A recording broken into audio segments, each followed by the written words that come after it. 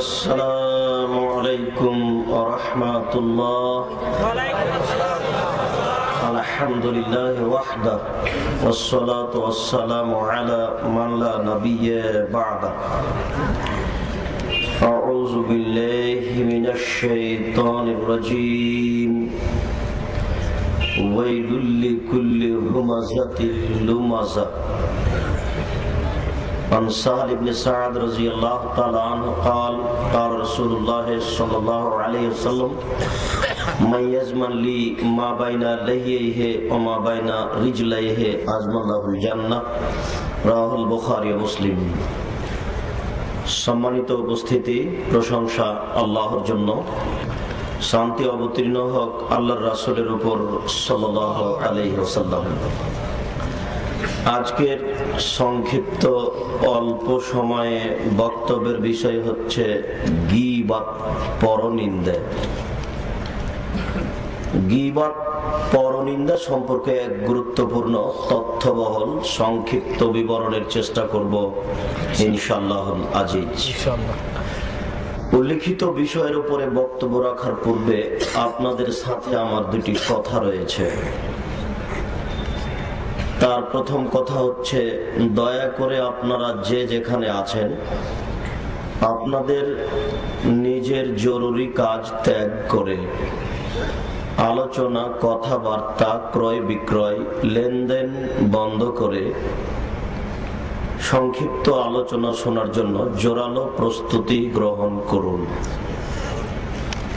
আমরা কোরআন হাদিসের কথা বলবো আর আপনারা নিজের গতিতে থাকবেন, এটা আপনাদের জন্য বৈধ হবে না। আর আপনাদের অমনোযোগী অবস্থায় কোরআন হাদিসের আলোচনাও জায়েজ নয়।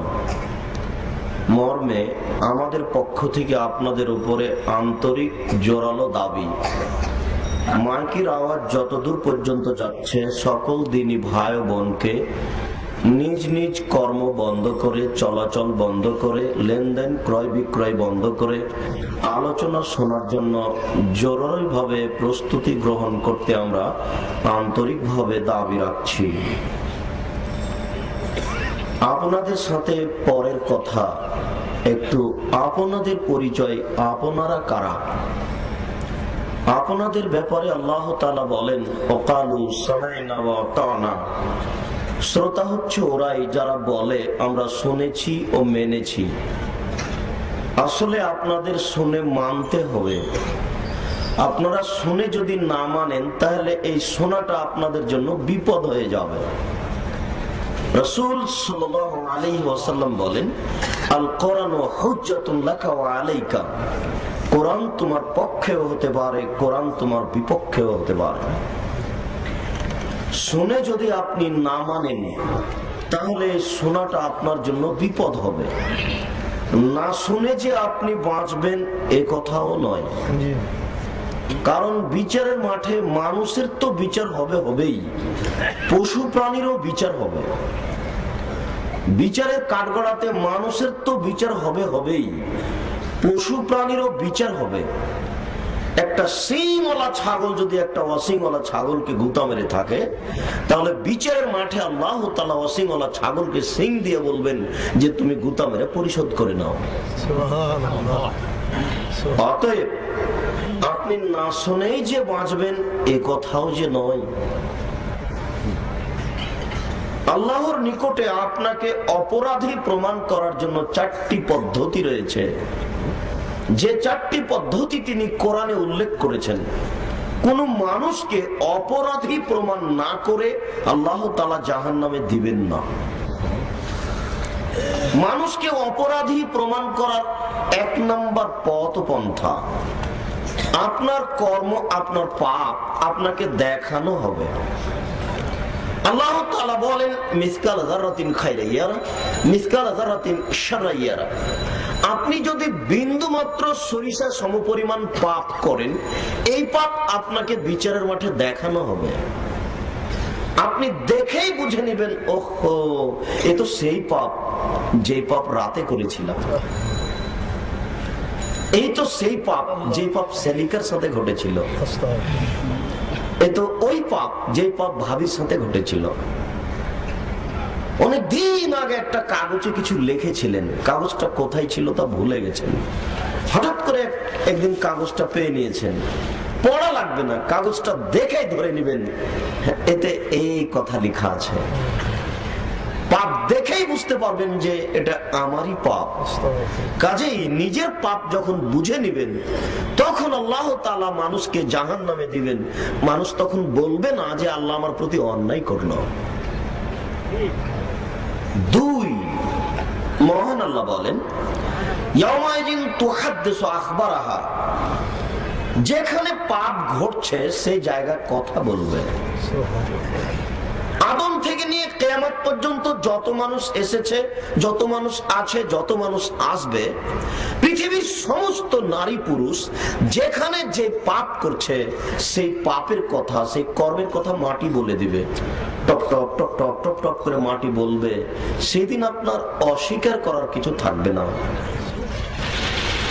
3, আপনার পাপ লিখা আছে।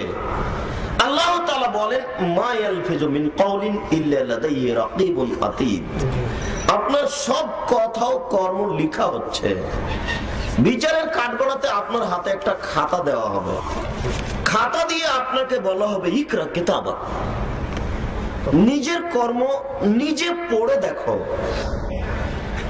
সেদিন আপনি আরবি জানলেও পড়তে পারবেন, আরবি না জানলেও পড়তে পারবেন, কোনো সমস্যা নেই। আপনি পড়ার সময় বললেন মানে হাদাল কিতাব লা ইউগাদিরু সাগীরাতান ওয়ালা কাবীরা, কি আশ্চর্য ধরনের বই, ছোট কথাও লেখা আছে, বড় কথাও লেখা আছে, জীবনের কোন কথাই ছাড়া নেই। সব পাপ দেখে শুনে বুঝতে পারবেন আমি অপরাধী ঠিকই, আসলে জাহান্নাম আমার জন্য হওয়াই উচিত। 4, বিচারের মাঠে আল্লাহ তাআলা মানুষের মুখকে সিলাই করে দিবেন। মুখে কোনো কথা হবে না, হাতে কথা হবে। হাত আপনার সব কর্মের কথা বলে দিবে। হাত যখন বলবে তখন পায়ে বলবে হাত তুমি ঠিক বলেছ। মনে হয় কথাটা বুঝাতে পারিনি। আপনার সব কর্মের কথা হাতে বলবে। হাতের বলা যখন শেষ হবে, পা তখন বলবে হাত তুমি ঠিক বলেছ। 4টা পদ্ধতিতে মানুষকে অপরাধী প্রমাণ করা হবে বিচারের মাঠে। এই জন্য বক্তব্য শুনে মানা উচিত। আমাদের আন্তরিক দাবি থাকছে আপনাদের উপরে, কথা শুনে প্রাণপণে মানার চেষ্টা করুন। যেহেতু শুনে মানতে হবে, এই জন্য হক কথা শুনতে হবে। হক বলাও যেমন জটিল, হক মানাও তেমন কঠিন। হক বলাও যেমন জটিল, হক মানাও তেমন কঠিন। আব্দুর রাজাক সাহেব, বুঝলাম না, হক বলা জটিল মানে? জি, এই দেশের মাটিতে প্রায় 3 লক্ষ মানুষের বানানো হাদিস আছে, মানুষের তৈরি করে রাসূলের নামে চালু করেছে। এই দেশের মাটিতে লক্ষ লক্ষ মিথ্যা তাফসীর আছে। তো এতগুলো মিথ্যা হাদিসের মধ্যে সত্য হাদিস বাছাই করে যাচাই করে বলা, এত মিথ্যা তাফসীরের মধ্যে সত্যটা যাচাই বাছাই করে বলা খুবই কঠিন। এই জন্য হক বলা খুবই জটিল। বুদ্ধি হওয়া থেকে সালাম দেওয়ার দোয়া বলে আসছেন একফিরুল্লাহ লানা ওয়া লাকুম। মুসাফা করার সময় বলেন আমি আব্দুর রাজ্জাক আপনার কাছের দিনী ভাই, আমার মরা পর্যন্ত সময় থাকলো গাজীপুর জেলার আলেম ওলামাদের কাছে, আমার মরা পর্যন্ত সময়, কিয়ামত পর্যন্ত সময় এই দোয়া বের হবে না। তাহলে ধর্মে মিথ্যা আছে? এই দেশের মাটিতে সত্য মিথ্যে ধর্মের নামে একাকার হয়ে চলছে। মাগরিবের পরে 6 রাকাত সালাত আছে সালাতুল আওয়াবিন নামে, এর প্রমাণে 6টি জাল হাদিস আছে, মানুষ তৈরি করে চালু করেছে। মহিলাদেরকে বুককে উরুর সাথে লাগিয়ে আঁটো সাঁটো হয়ে সিজদা করতে হবে প্রমাণে 4টি জাল হাদিস আছে, মানুষে তৈরি করেছে। 15ই শাবানে কল কারখানা, অফিস আদালত, কোর্ট কাচারি, শিক্ষা প্রতিষ্ঠান সবকিছু বন্ধ করে গোসল করে আতর গোলাপ মেখে রাত্রি জাগে সকালে রোজা থাকতে হবে প্রমাণে 200 বানানো হাদিস আছে। কোরআন মাজিদ 30 পারা নয় বরং 90 পারা, 30 পারা জাহেরি আর 60 পারা বাতেনি, সব পাপ বৈধ করা আছে ওখানে। অন্ধকারে নারী পুরুষ একাকার হয়ে জিকির করতে পারে প্রমাণ বাতেনি কোরআন। 90 পারা কোরআনের পিছনে 2000 বানানো হাদিস আছে। তাহলে সত্য মিথ্যা যাচাই করে বাছাই করে বলা খুবই কঠিন। এই বাজারে জুমা মসজিদে চলেন, ইমাম সাহেব দোয়া শেষ করছে এইভাবে, বিহাক্কি লা ইলাহা ইল্লাল্লাহ।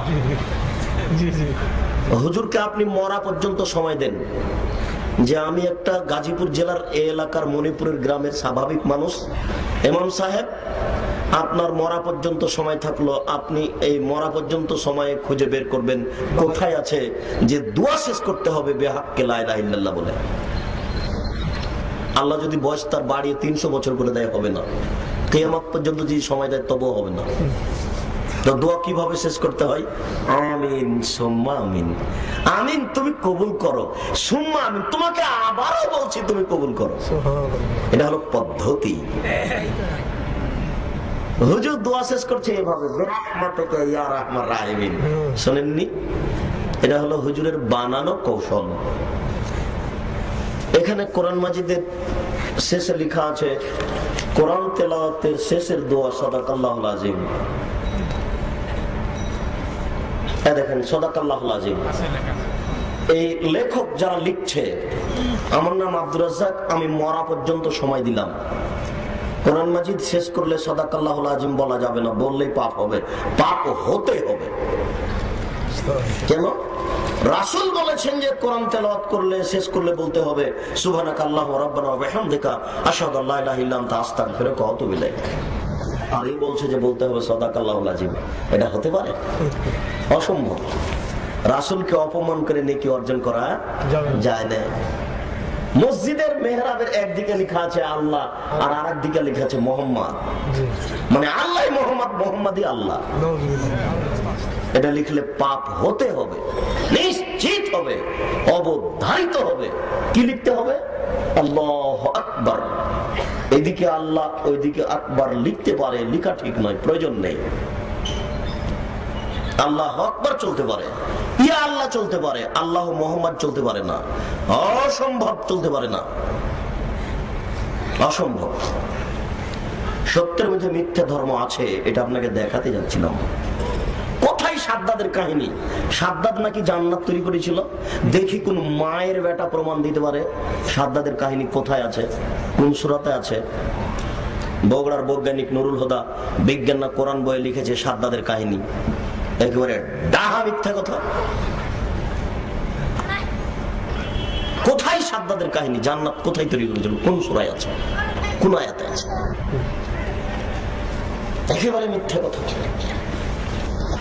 আপনি বহুদিন পূর্বে ছোটকালে একটা বই পড়া পড়েছিলেন, নবী যে রাস্তা দিয়ে হাঁটতেন সে রাস্তায় একজন বুড়ি কাঁটা পুঁতে রাখতো, নবীর পায়ে কাঁটা পুঁতলে বুড়ি খুশি হতো। নবী একদিন দেখলেন রাস্তায় কাঁটা নেই, নবী ভাবলেন বুড়ির কিছু হয়েছে। নবী বুড়ির বাড়ি গেলেন, দেখলেন বুড়ি সত্যি অসুস্থ, তিনি পরিচর্যা করলেন, বুড়ি ভালো হয়ে গেল। একেবারে ঘটনা ডাহা মিথ্যা। প্রমাণ করেন দেখি কোথায় আছে, কোথায় আছে এই ঘটনা? হুজুরের কলম আর বক্তব্য সব পুঁথির বইয়ের মতো। হুজুরের বক্তব্য এবং কলম, যেটা কলমে লেখা আছে, এটা সব পুঁথির বইয়ের মতো। পুঁথির বই মানে বুঝেন না? 6 মাসের রাস্তা মর্দ 6 দিনে গেল, ঘোড়ায় চড়িয়া মর্দ হাঁটিয়া চলিল। এটা হলো পুঁথির বইয়ের কথা। ওই পুঁথির বইয়ের কথাই হচ্ছে হুজুরের কলম আর বক্তব্য। যে আশ্চর্য, কি করে হুজুর এই কলম লিখতে পারেন? বেহেশতি জেওয়ারে লেখা আছে যে একজন মহিলার স্বামী হারিয়ে গেলে তাকে 90 বছর অপেক্ষা করতে হবে। ধরুন মেয়েটার বিবাহ হয়েছে 10 বছর বয়সে, এখন 10 বছর বয়সে বিবাহ হয়ে স্বামী হারিয়ে গেছে, 90 বছর অপেক্ষা করলো, ওর বয়স এখন 100 বছর। তো এখন কোথায় বিবাহ বসবে বলেন তো? কলম লিখলেও তো একটা সাজতে হবে, মানাতে হবে। এই কলম এবং বক্তব্য মুফাসসির সাহেবের তাফসীর সব পুঁথির বইয়ের মতো।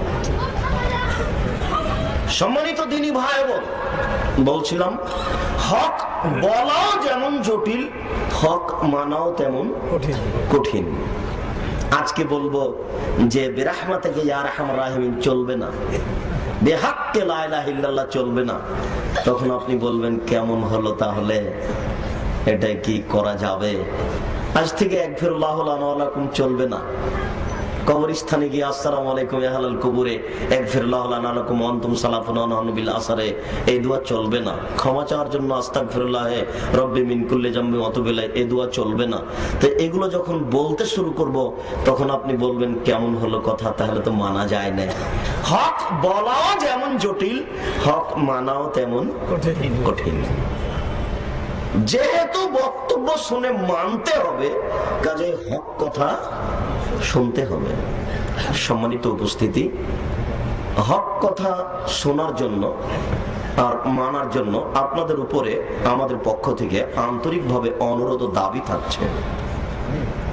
শুধু একটা নোংরা পাপ, শুধু একটা বর্বর পাপ, শুধু একটা জঘন্য পাপ ত্যাগ করতেই হবে, কোনো পথ নেই। রাসূল সাল্লাল্লাহু আলাইহি সাল্লাম বলেন, কেউ যদি জেনে শুনে 1 টাকা সুদ খায়, 36 বার জিনা করে যত পাপ হবে, 1 টাকা সুদ খেলে তার চেয়ে বেশি পাপ। রাসূল সাল্লাল্লাহু আলাইহি সাল্লাম বলেন, সুদের পাপের 70টি ভাগ আছে। ছোট ভাগ হলো মার সাথে জিনা করলে যেমন পাপ হয়। রাসূল সাল্লাল্লাহু আলাইহি সাল্লাম বলেন, কেউ যদি সুদ খায় তাহলে তাকে রক্তের নদীতে ফেলে দিয়ে পাশ থেকে পাথর মেরে তার মুখখানাকে ভেঙে চৌচির করে দেওয়া হবে। শুধু একটা নোংরা পাপ, শুধু একটা জঘন্য পাপ। কলা বিক্রি করে খেতে রাজি আছি, চকলেট বিক্রি করে খেতে রাজি আছি। মনিরামপুর বাজারে আমি চকলেট বিক্রি করে সারাদিনে 30 টাকা ইনকাম করব, এটা আমার জন্য অনেক ভালো। 5 লক্ষ টাকা ব্যাংক থেকে উঠিয়ে লোন নিয়ে সুদের উপরে কোটি টাকা ইনকাম করে বউকে খুশি করে শাড়ি কিনে দেব, এর চেয়ে আমার অনেক ভালো। হতে পারে না, অসম্ভব। জি, শুধু একটা নোংরা পাপ, শুধু একটা বর্বর পাপ, শুধু একটা জঘন্য পাপ আপনার সারা পরিবারকে ধ্বংস করবে। এই পয়সা আপনার জন্য বৈধ নয়, এই রুজি আপনার জন্য বৈধ নয়। ডেস্টিনি হারাম, জিজিএন হারাম, লাইফ ইন্স্যুরেন্স হারাম। কে বলেছে ডেস্টিনি বৈধ? আমি আব্দুর রাজ্জাক বলিনি, আমার সিগনেচার ওখানে নেই। বলে বড় হুজুরের আছে, যে বড় হুজুর আরবি পড়তে জানে না, কালো অক্ষরটা নেড়ে। আপনি তদন্ত করে দেখুন, ওই সিগনেচার চলবে না। শরিয়াত তাদের একার নয়, আমরা এদেশে বসবাস করি, এদেশে ঘর জামাই হয়ে আসিনি। অতএব ওই ডেস্টিনির বৈধতা আমাদের সিগনেচারের প্রয়োজন রয়েছে। অবাক, আপনার নামে একটা গাছ আছে চিটাগাঙ্গে, 5000 টাকা দিয়ে কিনেছেন। মনিরামপুরের বাজারের লোকেরা এই খরচ বহন করবে। যান আপনি কালকে এই গাছ কেটে নিয়ে আসতে হবে চিটাগাং থেকে। কোথায় আপনার গাছটা আছে? একেবারে স্পষ্ট মিথ্যা, ধোঁকা। হতে পারে না। কোথায় সে গাছ? ওই গাছের বাগান কোথায়? কি করে এটা ব্যবসা হতে পারে? এটা একটা ব্যবসা কি করে হতে পারে? ব্যবসা বিনিময়কে বলা হয়। আপনার টাকা লাগলো না, কি করে আপনার এই টাকা আসলো? আপনাকে সদস্য সংগ্রহ করতে হবে। ব্যবসা তো এরকম হয় না, সংগ্রহ সদস্য করতে করতে করতে একদিন যে ঠেঙে গেল, তো সেদিন ওই লোকটা কি হবে? শেষ লোকটা কি হবে? এ তো দেখানো হচ্ছে কানাকে হাইকোর্ট দেখানো হচ্ছে। ধর্মকে পাগল পেয়েছে। এদেশের নেতা নেত্রী কবরের চতুর্দিকে দাঁড়িয়ে কবরে ফুল চড়িয়ে সবাই মিলে হাত তুলে দোয়া করছে। নেতা নেত্রী সবাই পাশে এক পাশে দাঁড়িয়ে আছে, ধর্মকে পাগল পেয়েছে, মনে করছে যে আমরা ধর্মের কাজ করছি। 3 নম্বর শ্রেণীর বোকা হুজুরগুলো আছে, কোনদিন পরামর্শ দেয় না যে এভাবে নেকি হবে না, এতে রাসূলকে অপমান করা হয়। সবাই মিলে নেতা নেত্রী কবরের চতুর্দিকে দাঁড়িয়ে হাত তুলে দোয়া করছে ফুল চড়িয়ে দিয়ে, এতে রাসূলকে অপমান করা হয়। রাসূলকে অপমান করে আল্লাহর সন্তুষ্টি পাওয়া অসম্ভব, হতে পারে না। অতএব মাইকের আওয়াজ যতদূর পর্যন্ত যাচ্ছে সকল দিনই ভাই বোনকে বৈধ উপার্জন করার জন্য আমরা আন্তরিকভাবে আজকের এই জেলা সম্মেলন বৈঠকে অনুরোধ জানিয়ে যাচ্ছি। চকলেট বিক্রি করে খাওয়া আপনার অনেক গুণে ভালো। বাজারে আসবেন, সকালে কলা কিনবেন, সারাদিন বিক্রি করবেন, 100 টাকা হয়ে যাবে 150 টাকা। এটা আপনার আহাল পরিবারের জন্য অনেক ভালো। আপনি কোটি টাকা ইনকাম করবেন লোন নিয়ে, এর চেয়ে এটা ভুল সিদ্ধান্ত। সিদ্ধান্ত পরিবর্তন করুন, এই মুহূর্তে সিদ্ধান্ত পরিবর্তন করতে হবে, বাঁচার কোনো পথ নেই। সম্মানিত উপস্থিতি, অনুরোধ রক্ষা করুন, বক্তব্য মেনে চলার চেষ্টা করুন। আপনাকে সালাত আদায় করতে হবে, নামাজ পড়তে হবে, পড়তেই হবে। ওযু করে নামাজ পড়তে হয়, পানি নেই, তায়াম্মুম করে নামাজ পড়তে হবে। মাটি নেই, বিনা ওযুতে বিনা তায়াম্মুমে নামাজ পড়তে হবে। পশ্চিম দিকে মুখ করে নামাজ পড়তে হয়, পশ্চিম বোঝা যায় না, বিনা পশ্চিমে নামাজ পড়তে হবে। দাঁড়িয়ে থেকে নামাজ পড়তে হয়, দাঁড়িয়ে থাকা যায় না, বসে থেকে পড়তে হবে। বসে থাকা যায় না, শুয়ে থেকে নামাজ পড়তে হবে। পরিষ্কার কাপড় পরে নামাজ পড়তে হয়, পরিষ্কার কাপড় নেই, যেই প্যান্টে যেই লুঙ্গিতে পেশাব লেগে আছে, পায়খানা লেগে আছে, এই কাপড় পরেই নামাজ পড়তে হবে। কারণ বশত কোনো কাপড়ই নেই। ইরাকের কোন সুন্দরী মেয়েকে মার্কিন সৈন্য ধরে নিয়ে গিয়ে 10 জন 15 জন ধর্ষণ করার পরে তাদের সামনে উলঙ্গ অবস্থায় হাঁটতে বাধ্য করছে। এই উলঙ্গ অবস্থায় যদি তার নামাজের টাইম হয়ে যায়, তাহলে মার্কিন সৈন্যের সামনে উলঙ্গ অবস্থাতেই তাকে নামাজ পড়তে হবে, পড়তেই হবে। নামাজই একটা ইবাদত যার মাপ নেই, যার বিকল্প কোনো পথঘাট নেই। হজের বদল চলে, নামাজের বদল চলে না। হজের কিভাবে বদল চলে? আমি অসুস্থ, আপনাকে টাকা দিলাম, আপনি হজ করলেন, হজ আমার হয়ে গেল। হজের বদল চলে, নামাজের বদল চলে না। রোজার বদল চলে, আপনি অসুস্থ, সিয়াম পালন করতে পারছেন না, সকাল সন্ধ্যা আর একজনকে খাওয়ালেন, রোজা আপনার হয়ে গেল। রোজার বদল চলে, নামাজের বদল চলে না।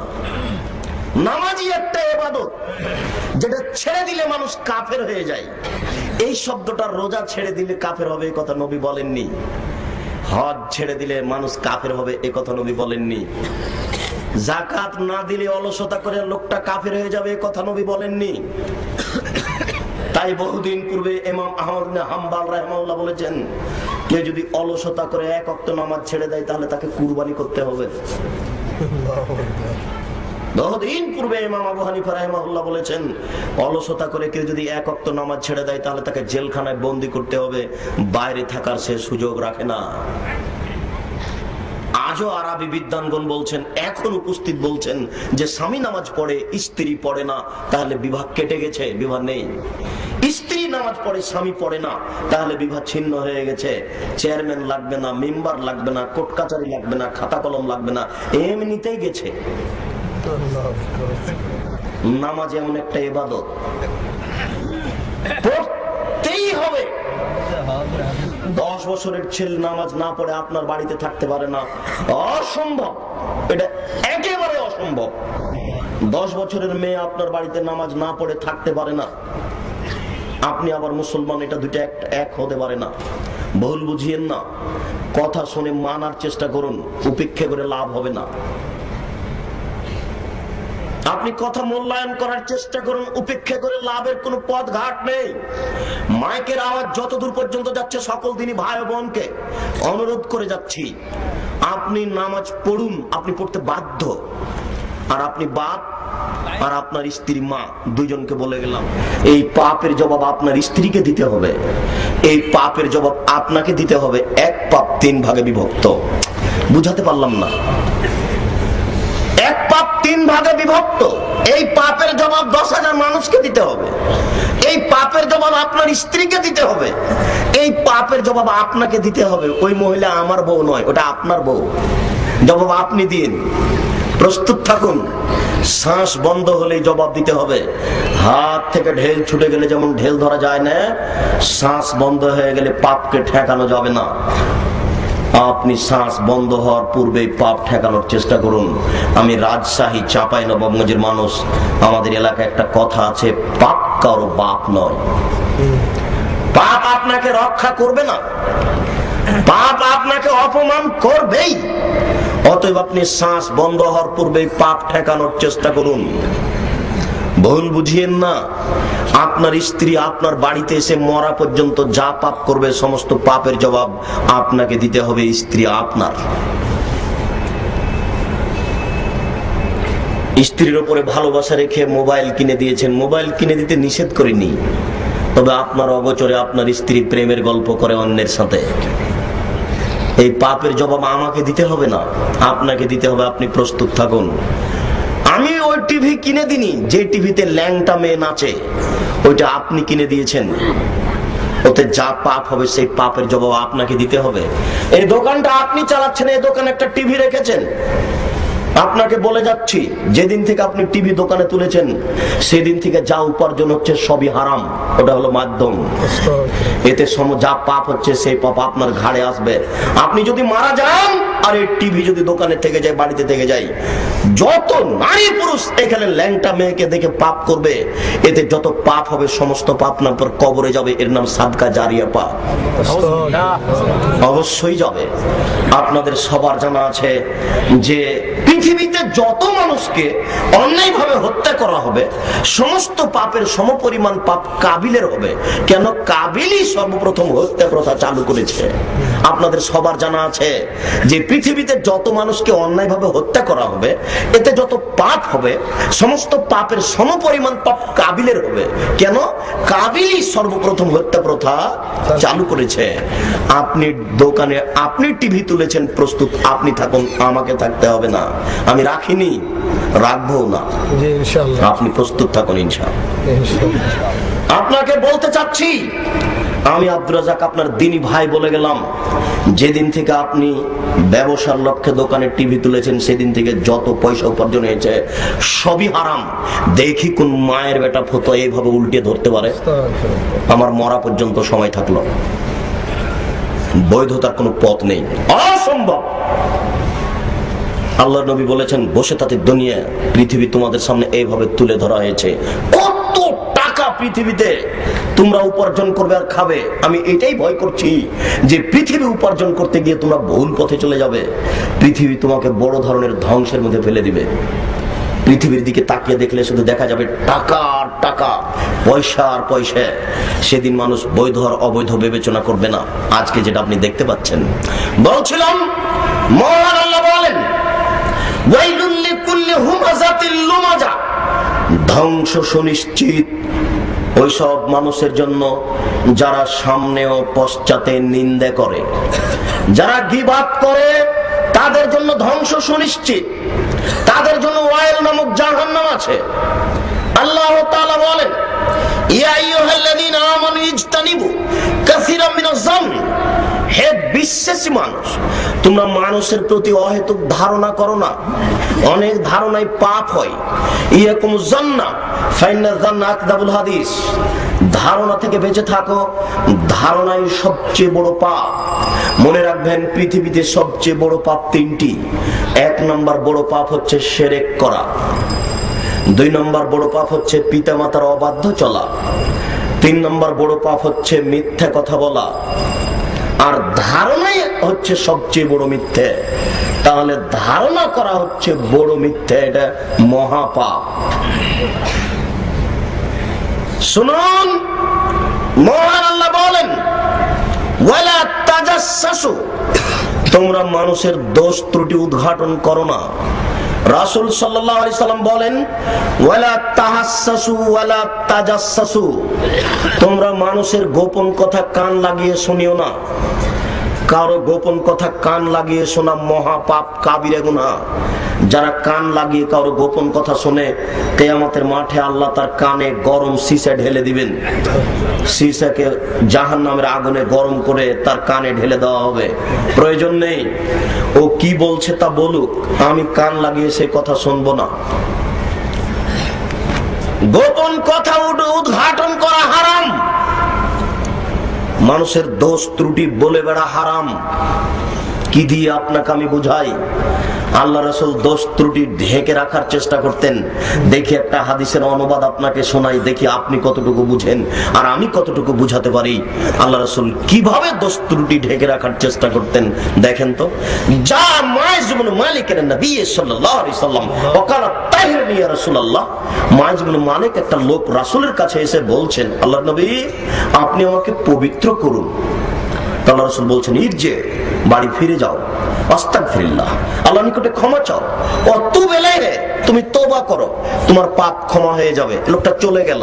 ফারাজা গায়রা বাইদিন, একটু গিয়ে আবার ফিরে এসে বলছে, তাহিরনি ইয়া রাসূলুল্লাহ, আল্লাহ রাসূল আমাকে পবিত্র করুন। আল্লাহ রাসূল বলছেন, তুমি বাড়ি ফিরে যাও, আল্লাহর কাছে ক্ষমা চাও, তুমি তওবা করো, তোমার পাপ ক্ষমা হয়ে যাবে। এই ছেলে, তোমার কি অসুবিধা বেঁধে গেল? বসো। আশেপাশে যারা আছেন, যারা দাঁড়িয়ে আছেন, কোনো বাচ্চা বা কোনো মানুষ যেন পরিবেশ নষ্ট না করে। যে যে অবস্থায় আছেন সে অবস্থায় অটল থাকার চেষ্টা করবেন।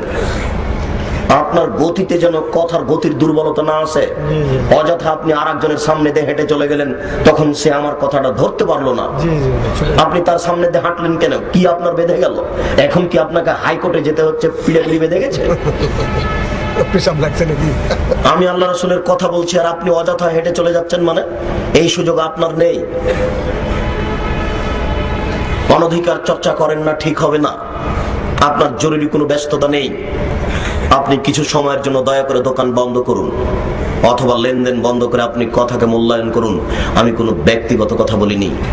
জাতির যদি রাস্তাঘাট করে দিতে না পারি, জাতির যদি স্কুল কলেজ করে দিতে না পারি, জাতিকে চূড়ান্ত সঠিক ধর্ম দিতে পারবো, এতে বিশ্বাসী ইনশাআল্লাহ। ধর্মের ব্যাপারে জাতির ক্ষতি করব না, ধর্মের ব্যাপারে আপনার ক্ষতি করে পরকাল হারাতে রাজি নই। এই জন্য আমি কথা বলবো আর আপনি ব্যক্তিগত স্বাধীনতায় কাজ করবেন, এটা আমরা গ্রহণ করি না, এটা আপনার জন্য বৈধ নয়। মাইকের আওয়াজ যত দূর পর্যন্ত যাচ্ছে, সারা বাজারের জনগণকে, মুসলিম তো দূরের কথা, কোনো হিন্দু যদি থাকে তার নিকটে অনুরোধ থাকছে, আপনি কাজ বন্ধ করে কথা মূল্যায়ন করুন। মুসলমান তো দূরের কথা, কোন হিন্দু যদি দোকানদার থাকে তাহলে হিন্দুর নিকটে জোরালো দাবি থাকছে, আপনি দয়া করে কাজ বন্ধ করে কথা মূল্যায়ন করুন। আপনি একজন মানুষ, আপনার জন্য আমি রাজশাহী থেকে এসেছি। কোন ইহুদি খ্রিস্টান বৌদ্ধ যদি থাকে তাহলে তার উপরে আমাদের আন্তরিক জোরালো দাবি থাকছে, আপনি কাজ বন্ধ করে কথা মূল্যায়ন করুন। আপনি একজন বৌদ্ধ ধর্মের মানুষ, আপনার জন্য রাজশাহী থেকে এসেছি। সম্মানিত উপস্থিতি, বলছিলাম আল্লাহ রাসূল বললেন, তুমি বাড়ি ফিরে যাও, আল্লাহর কাছে ক্ষমা চাও, তওবা করো। লোকটা একটু গিয়ে আবার ফিরে আসলো। আল্লাহ রাসূল বলছেন, আবেহি জুনুন, লোকটা কি পাগল? আরে আমি বলছি তুমি বাড়ি চলে যাও, আল্লাহর কাছে ক্ষমা চাও, তওবা করো, তোমার পাপ ক্ষমা হয়ে যাবে। বারবার এসে বলে যে আমাকে পবিত্র করেন, আমাকে পবিত্র করেন। লোকটা কি পাগল নাকি? সাহাবীগণ বলছেন, লাইসা বিমাজনুন, জি না, লোকটা পাগল নয়। তখন আল্লাহ রাসূল বলছেন, আশারে বা খামরান, তাহলে কি লোকটা মদ পান করেছে তাই তার মস্তিষ্ক বিকৃত হয়েছে? সে আমার কথা বুঝে না কেন? আমি যে তাকে চলে যেতে বলছি সে যায় না কেন? আপনাকে এখনো মূল কথা বুঝাতে পারিনি। আল্লাহ রাসূল তো প্রথমবারই বলতে পারতেন যে ঘটনা কি, তোমাকে পবিত্র করব কেন, কি ব্যাপার একটু বলো তো। প্রথমবারে বললেন না, দ্বিতীয়বারে বললেন না, তৃতীয়বারে বললেন না, চতুর্থবারে বলছেন, এখনো কথা বলেননি। বলছেন যে লোকটা কি পাগল, ও কি আমার কথা বুঝে না? এখনো বলছেন না যে আচ্ছা ঘটনা কি, তুমি আমাকে বলো তো, তোমাকে পবিত্র করব কেন, এই কথা তিনি বলছেন না। পঞ্চমবারে বলছে যে লোকটা কি নেশাদার দ্রব্য পান করেছে তাই তার মস্তিষ্ক বিকৃত হয়েছে, সে আমার কথা বুঝে না কেন। ফাঁকা মারা চলুন ফাস্তান কাহাও, একটা লোক দাঁড়ালো, দাঁড়িয়ে মুখে নাক লাগিয়ে মুখখান সঙ্গে দেখে বলছে, মা সারে বা খামরান, আল্লাহর নবী এ তো মদ পান করেনি, এ তো ভালো মানুষ। আল্লাহ রাসূল এখনো থেমে আছেন যে কেন পবিত্র করব, কেন কথাটা বলছেন না। শেষ পর্যন্ত বলছেন, তাহলে কি তুমি জেনা করেছ, তাহলে কি তুমি জেনা করেছ? তখন বলছে জি। মানুষ বৈধ স্ত্রীর সাথে যা করে আমি তাই করেছি, দয়া করে বিচার করে দেন। আল্লাহ রাসূল বলেন, সঙ্গী সাথী তোমরা একে মাঠে নিয়ে যাও, পাথর দিয়ে ইট দিয়ে ঢেল দিয়ে মেরে ফেলো। বিবাহিত পুরুষ জেনা করলে তার বাঁচার পথ নেই। অবিবাহিত ছেলে মেয়ে যদি জেনা করে তাহলে তাকে 100 লাঠি পিটিয়ে 1 বছরের জন্য এলাকা থেকে তাড়িয়ে দিতে হবে। তিনি বলেন, বিবাহিত নারী পুরুষ যদি জেনা করে তাহলে তাকে ইট দিয়ে ঢেল দিয়ে পাথর দিয়ে মেরে মেরে মেরে ফেলতে হবে। এদেশের লাখো ভাবিকে পাথর দিয়ে মেরে ফেলতে হবে। যারা দেবরের সাথে জেনায় লিপ্ত হয়েছে তাদের বেঁচে থাকার কোনো সুযোগ নেই। এদেশের লাখো দুলা ভাইকে ইট পাথর দিয়ে মেরে ফেলতে হবে। যারা সেলিকার সাথে জেনায় লিপ্ত হয়েছে, এদেশের লাখো নারী পুরুষকে ইট দিয়ে ঢেল দিয়ে পাথর দিয়ে মেরে ফেলতে হবে। যারা বিবাহের পরে পরকীয়া প্রেমে লিপ্ত হয়েছে তাদের বেঁচে থাকার কোনো সুযোগ নেই। পৃথিবীতে সবচেয়ে বড় পাপ হচ্ছে শিরক। শিরক করলো একটা মানুষকে কুরবানি করতে হবে, এই কথা নবী বলেননি। পৃথিবীতে সবচেয়ে দ্বিতীয় মহাপাপ হচ্ছে পিতামাতার অবাধ্য চলা। পিতামাতার অবাধ্য চললে একটা মানুষকে হত্যা করতে হবে, ওকে কেটে টুকরা করতে হবে, মেরে ফেলতে হবে, এই কথা আল্লাহ নবী বলেননি। পৃথিবীতে তৃতীয় মহাপাপ হচ্ছে মিথ্যা কথা বলা। মিথ্যা কথা বললে একটা লোককে হত্যা করতে হবে, পাথর দিয়ে ঢেল দিয়ে, এ কথা আল্লাহ রাসূল বলেননি। আল্লাহ রাসূল বলছেন, বিবাহের পরে যদি কেউ জেনা করে তাহলে তাকে ইট দিয়ে ঢেল দিয়ে পাথর দিয়ে মেরে মেরে মেরে ফেলতে হবে। যে জেনা একেবারে সহজ, যেটা মানুষের এখন ঘরে ঘরে হচ্ছে। আপনাকে কথা আপনার কাছে আবার ঘুরিয়ে নিয়ে গেলাম। আপনাকে আমি যেটা বলতে চাচ্ছি সেটা বুঝতে পেরেছেন কিনা? আল্লাহর নবী তাকে এতক্ষণ পর্যন্ত বলছিলেন না যে কেন তোমাকে পবিত্র করব। আল্লাহ রাসূল তার পাপটাকে ঢেকে রাখতে চাচ্ছিলেন। বুঝাতে পারিনি মনে হয়। আল্লাহ রাসূল তার পাপটাকে ঢেকে রাখতে চাচ্ছিলেন। এই কথাটা, এই কাহিনীটা আবার বুঝেন। যিনি বিচার চেয়েছেন তার নাম মাইজ ইবনে মালিক। আর দুর্ঘটনা ঘটেছে যার বাড়িতে, সে লোকের নাম হচ্ছে হুজ্জাল। হুজ্জালের স্ত্রীর সাথে দুর্ঘটনা ঘটেছে। হুজ্জাল ঘটনাটি জানতে পারে। হুজ্জাল জানতে পেরে বলে, মায়েজ, ঘটনা যখন ঘটেই গেছে তখন তুমি একটু নবীর কাছে যাও, বিষয়টি জিজ্ঞাসা করো, দেখো তো তিনি কি বলেন। মালিকের পরামর্শ পেয়ে মাইজ ইবনে মালিক রাসূলের কাছে এসেছেন। রাসূলের কাছে এসে এইভাবে কথা বাড়তে বাড়তে বাড়তে বাড়তে শেষ পর্যন্ত এটা ঘটলো। দুনিয়া থেকে মাইজ ইবনে মালিক বিদায় নিলেন ইট পাথরের আঘাতে। তিনি নিজে জানাজা করলেন। তিনি বললেন, মদিনার সমস্ত মানুষের উপরে যদি তার এই তওবাকে ভাগ করে দেওয়া হয়, সমস্ত মানুষের পাপ ক্ষমা হয়ে যাবে। মাইজ ইবনে মালিক আল্লাহর দরবারে এত তওবা করেছে। কথাটার শেষ আপনাকে আমি এখনো বুঝাতে পারলাম না। আল্লাহর নবী বুঝতে পেরেছিলেন যে মাইজ ইবনে মালিকের পাপ ক্ষমা হয়ে গেছে। তিনি কেন বললেন যে মাইজ ইবনে মালিক এত তওবা করেছে, মাইজ ইবনে মালিক আল্লাহর দরবারে এত ক্ষমা ভিক্ষা চেয়েছে যে তার ক্ষমা ভিক্ষাটা যদি মদিনার সমস্ত মানুষকে ভাগ করে দেওয়া যায় তাহলে সমস্ত মানুষের পাপ ক্ষমা হয়ে যাবে। তিনি বুঝতে পেরেছিলেন মাইজ ইবনে মালিকের পাপ ক্ষমা হয়ে গেছে, কিন্তু শাস্তি রক্ষা হয়নি। না, বুঝাতে পারলাম না। রাসূল বুঝতে পেরেছেন যে মাইজ ইবনে মালিকের পাপ ক্ষমা হয়ে গেছে, কিন্তু তার শাস্তি রক্ষা হয়নি। এবার এই কথাটা একটু বুঝিয়ে বলি। মালিক ও হুজ্জালের সাথে একদিন রাসূলের দেখা। মালিক ও হুজ্জালের সাথে একদিন রাসূলের দেখা। তখন আল্লাহ রাসূল বলছেন, হুজ্জাল, লাউ শাতারতা খাবারান লিমাইজ ইবনে মালিক লাকুনতা খায়রান কাসীর। তুমি যদি মাইজ ইবনে মালিকের ঘটনাটা লুকিয়ে রাখতে তাহলে যে কত ভালো হতো। হুজ্জাল, তুমি যদি মাইজ ইবনে মালিকের ঘটনাটা কাপড় দিয়ে ঢেকে রাখতে তাহলে যে কত ভালো হতো। এই কথা রাসূল হুজ্জালকে বলছেন। আপনাকে বুঝাতে পারলাম না। আল্লাহ রাসূল বলছেন যে মানুষের দোষটাকে ঢেকে রাখলে খুব ভালো হতো, যেটা বাঙালিদের বৈশিষ্ট্য।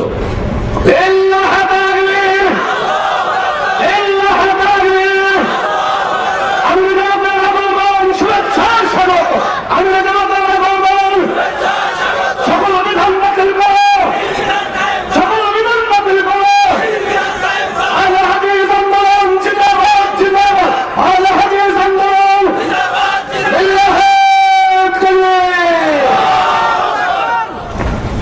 রাসূল সাল্লাল্লাহু আলাইহি সাল্লাম বলেন, মাইয়াজমালি মা বাইনা লাইহি ওয়া মা বাইনা রিজলাইহি আজমাল্লাহুল জান্নাহ। কেউ যদি মানুষ দুইটা জিনিসের জিম্মেদারি নিতে পারে, তাহলে আমি মুহাম্মদ সাল্লাল্লাহু আলাইহি সাল্লাম তাকে জান্নাতে নিয়ে যাওয়ার জিম্মেদারি নিব। মানুষ যদি দুইটা জিনিসের জিম্মেদারি নিতে পারে, তাহলে আমি তাকে জান্নাতে নিয়ে যাওয়ার জিম্মেদারি নিব। একটা হচ্ছে মুখ দিয়ে কাউকে কষ্ট দেবে না, আর লজ্জা স্থানের মাধ্যমে জেনায় লিপ্ত হবে না। এই দুইটা জিনিসের জিম্মেদারি যদি মানুষ নিতে পারে, আমি তাকে জান্নাতে নিয়ে যাব। রাসূল সাল্লাল্লাহু আলাইহি সাল্লাম বলেন, হাল তাদরুনা মা ইয়াদখুলুন নাসা আন-নারা। সঙ্গী সাথী বলতে পারো মানুষকে বেশি বেশি জাহান্নামে নিয়ে যায় কি? সঙ্গী সাথী বলতে পারো মানুষকে বেশি বেশি জাহান্নামে প্রবেশ করায় কি? এরপরে আল্লাহ রাসূল বলছেন, আল ফারজাল ফাম, লজ্জা স্থান এবং মুখ। লজ্জা স্থান এবং মুখের মাধ্যমে মানুষ বেশি বেশি জাহান্নামে যায়। রাসূল সাল্লাল্লাহু আলাইহি সাল্লাম বলেন, সঙ্গী সাথী বলতে পারো মানুষকে পিছন দিক থেকে ধাক্কা মেরে জাহান্নামে নিক্ষেপ করে কি? সঙ্গী সাথী বলতে পারো মানুষকে পিছন দিক থেকে ধাক্কা মেরে জাহান্নামে নিক্ষেপ করে কি? এই কথা বলতে বলতে ফাঁকা জালেসানাহু, তার জিহ্বাটাকে ধরে নিয়ে বললেন যে, এই দেখো এই জিহ্বা মানুষকে পিছন দিক থেকে ধাক্কা মেরে জাহান্নামে নিক্ষেপ করে। আপনি যদি গীবাত করে মানুষকে সমাজে খাটো করতে চান, তার পরিণাম হচ্ছে জাহান্নাম। রাসূল সাল্লাল্লাহু আলাইহি ওয়াসাল্লাম বলেন, লা ইয়াদখুলুল জান্নাতা কাত্তাত ওয়া ফি রিওয়ায়াতিন নাম্মাম, যারা গীবাত করে, পরনিন্দা করে, চুগলখড়ি করে, তারা জান্নাতে যাবে না। আজকের বক্তব্যের শেষ হাদিস। আবু হুরায়রা রাদিয়াল্লাহু তাআলা আনহু বলেন, রাসূল সাল্লাল্লাহু আলাইহি সাল্লাম বললেন, হাল তাদরুনা মাল গীবাত। সঙ্গী সাথী বলতে পারো গীবাত কাকে বলে? সঙ্গী সাথী তোমাদের জানা আছে কি গীবাত কাকে বলে? কালু আল্লাহু ওয়া রাসূলুহু আলাম। সাহাবীগণ বললেন, জি না, তা আমরা বলতে পারছি না গীবাত কাকে বলে। আল্লাহ রাসূল বলছেন, যিকরুকা আখাকা বিমাকরাহ, তুমি তোমার ভাইয়ের কোনো কথা বলবে, আর সেই কথা যদিও শুনতে পাই তাকে যদি খারাপ লাগে, এটাই হলো গীবাত। তুমি কোনো ভাইয়ের কোনো কথা বলছো, কোনো কথা কলমে লিখেছো, এটা যদি ও জানতে পারে, তাকে যদি খারাপ লাগে, এটাই হলো গীবাত। বুঝাতে পারলাম না মনে হয়। আবার বলি, আপনি একটা লোকের কথা বলছেন, এই কথা যদি ও শুনতে পাই, শুনে যদি তাকে খারাপ লাগে, এটাই হলো গীবাত। এই পর্যন্ত বলতেই সাহাবী বলছেন, আল্লাহ রাসূল ইনকানা ফিয়া মাকুল, একটা লোক যদি চুরি করে থাকে আর আমি যদি তাকে চোর বলি, তাহলেও কি গীবাত হবে? একটা লোক জেনা করে থাকে আর আমি যদি বলি এই লোকটা খারাপ, তাহলে কি গীবাত হবে আল্লাহ রাসূল? তখন আল্লাহ রাসূল বলছেন, শোনো, ইন কানা ফিয়া মাতাকুলু ফাকাদ ইকতাবতাহু ওয়া লা মাকুন ফিয়া মাতাকুলু ফাকাদ বাহাতাহু। ও যদি চুরি করে থাকে আর তুমি চোর বলো, তাহলে গীবাত। আর যদি চুরি না করে তুমি বলো, তাহলে অপবাদ। ও যদি চুরি করে থাকে তুমি বলো, তাহলে গীবাত। আর যদি চুরি না করে থাকে তুমি বলো, তাহলে অপবাদ। যদি না করে থাকো আর বলো, তাহলে 80 লাঠি পিটাতে হবে। কেননা তুমি অপবাদ লাগিয়েছো, তোমার শাস্তি হচ্ছে 80 লাঠি। সম্মানিত উপস্থিতি, আর যদি গীবাত হয়, তাহলে তওবা করে ক্ষমা হবে না। এই পাপ হচ্ছে মানুষের সাথে জড়িত পাপ। যারা আপনি গীবাত করেছেন, তার হাত ধরে ক্ষমা নিতে হবে। ভাই, আমি বুঝতে পারিনি, ভুল হয়ে গেছে, আপনার বদনামটা মুখ দোকানে করেছি, দুঃখিত, আপনি আমাকে মাফ করবেন। গীবাত মহাপাপ, গীবাত বড় পাপ। সপরিবারে গীবাত থেকে বেঁচে থাকার চেষ্টা করুন, আল্লাহ আপনাকে রক্ষা করুন। আজকে বাড়িতে গিয়ে আহল পরিবার ছেলে মেয়ে নিয়ে একটা ছোট্ট 10 মিনিটের বৈঠক হবে। ওই বৈঠকে বলা হবে, শোনো, আমরা কারো গীবাত করতে রাজি নই। আমার বাড়িতে এসে কেউ যদি কারো বদনাম করে, তাহলে এটা আমরা শুনতে রাজি নই। দয়া করে কারো সব কথা এখানে বলো না, আমরা এটা অপছন্দ করি। আপনি কাউকে গীবাতের কথা পাশে বলতে দিবেন না, নিজেও বলবেন না। গীবাত মহাপাপ। সম্মানিত উপস্থিতি, দিনী ভাই বোনকে আমরা বলে যাচ্ছি, আহলে হাদিস আন্দোলনের ছায়াতলে থেকে কোরআন এবং সহিহ হাদিস মেনে চলার চেষ্টা করুন। মোহতারাম আমির জামাত ডক্টর আসাদুল্লাহ গালেব আপনাদের আহলে হাদিস আন্দোলনের নেতৃত্ব দিয়ে আসছেন। দেখুন, ভুল বুঝিয়েন না। যেদিন আপনি ইচ্ছা করবেন, সেদিন হয়তো সময় থাকবে না। যেদিন আপনি নেতাকে চিনতে পারবেন, সেদিন আপনার সুযোগ থাকবে না। আর এখন হয়তো বা কাছে পেয়ে মূল্যায়ন করতে পারছেন, এটা ভুল হচ্ছে। আমরা আপনাদের অনুরোধ রাখছি, মোহতারাম আমির জামাতের সাথে থেকে পরামর্শ নিয়ে আহলে হাদিস আন্দোলনের ছায়াতলে থেকে কোরআন এবং সহিহ হাদিস নিজে মানুন, পরিবারকে মানানোর চেষ্টা করুন, আর একজনকে মানানোর চেষ্টা করুন। পৃথিবীতে যেখানে যারা কোরআন এবং সহিহ হাদিস মেনে চলে মূলত তারাই আহলে হাদিস। মানুষের মতামতকে উপেক্ষা করে কোরআন এবং সহিহ হাদিস মেনে চলে যারা, তারাই আহলে হাদিস। আহলে হাদিস আন্দোলনের পক্ষ থেকে 25 এবং 26 ফেব্রুয়ারি সম্মেলন হচ্ছে রাজশাহী নওদাপাড়া। আপনারা আসুন। মোহতারাম আমিরে জামাতের অনেক লেখা বই আছে, আমাদের অনেক লেখা বই আছে। আমরা প্রাণপণে চেষ্টা করেছি বইগুলিকে জাল জৈব মিথ্যে কাহিনী থেকে রক্ষা করার। এদেশের বাজারে যেসব বই বিক্রি হচ্ছে প্রায় বইগুলি ভুল ত্রুটিতে পরিপূর্ণ। এই সময়ে এই ক্ষেত্রে আমরা প্রাণপণে চেষ্টা করছি সঠিক বইগুলি বের করার। আপনারা যদি একে মূল্যায়ন না করেন তাহলে এটা আপনাদের জীবনে যত ভুল ক্ষতি নেমে আসবে।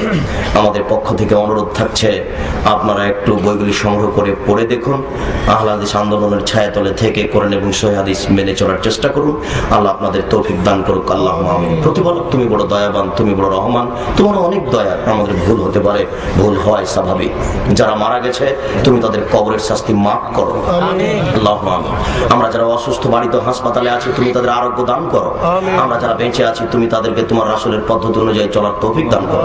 এই দাবি, এই দাওয়া, এই দোয়া তোমার দরবারে রেখে আজকে সংক্ষিপ্ত আলোচনা আমার পক্ষ থেকে আমি এখানেই শেষ করলাম। সুবহানাকাল্লাহুম্মা ওয়া বিহামদিকা আশহাদু আল্লা ইলাহা ইল্লা আনতা আস্তাগফিরুকা ওয়া আতুবু ইলাইক। আসসালামু আলাইকুম ওয়া রাহমাতুল্লাহ।